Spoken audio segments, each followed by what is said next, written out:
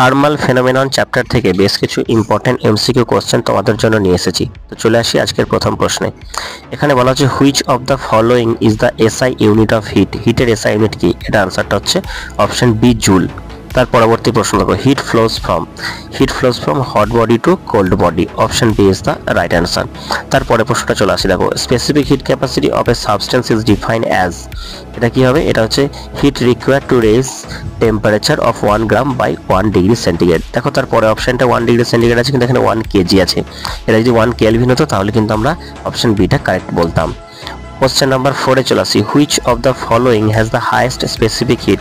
Highest specific হিটটা কার? সেটা হচ্ছে ওয়াটার। ওকে, ওয়াটারের স্পেসিফিক হিট কত তোমরা অবশ্যই সেটা কমেন্ট বক্সে জানিও।